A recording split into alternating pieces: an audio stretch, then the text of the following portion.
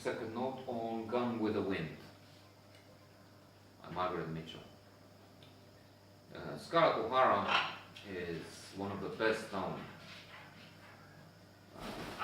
characters of literature, and especially the moving pictures.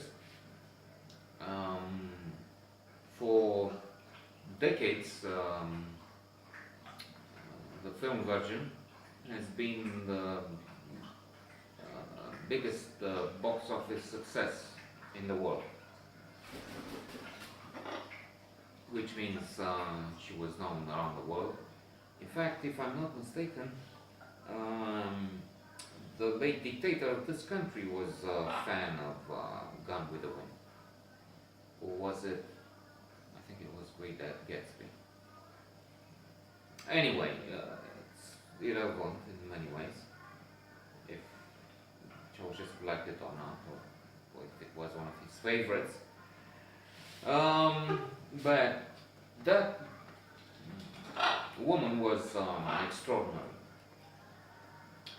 To begin with, she is not showing her best qualities. She seems vain, she is in love with a man, but it's not a shared feeling. And disappointed, she takes the next man. In a way, it recalls a joke of Jerry Seinfeld, who says something like, I don't have his, it's not a quote, so I don't have his lines, but something like, what's all this with the tuxedo and the wedding? At the wedding, there's the groom, and then everybody else is dressed the same, the best man and the rest, and I think he says something like, well, perhaps it is just in case if there's something wrong, the bride can say, well, will you take this man to be your husband? Let's take the best man. Because they look the same, or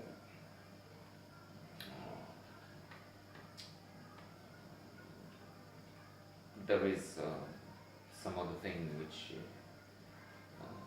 which adds to his point, and it's funny and, I don't know, entertaining.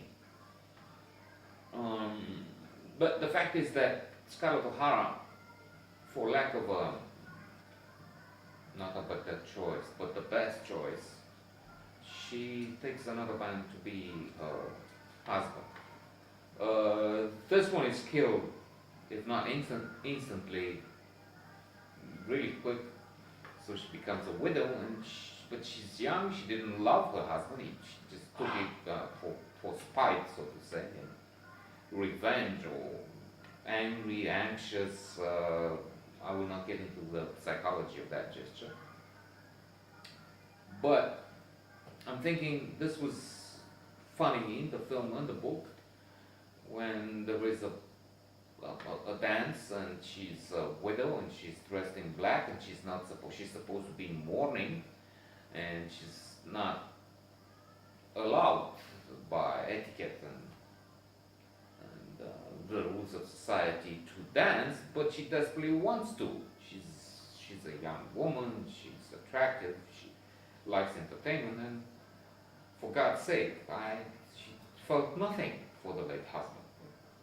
Just a guy who loved her, as so many others. She was a gorgeous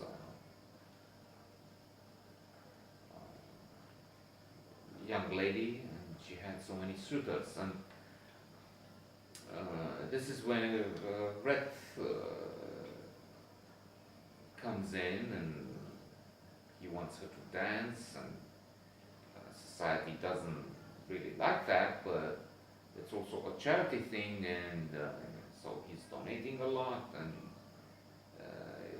it's complicated. But this side of her that we see first is shallow, uh,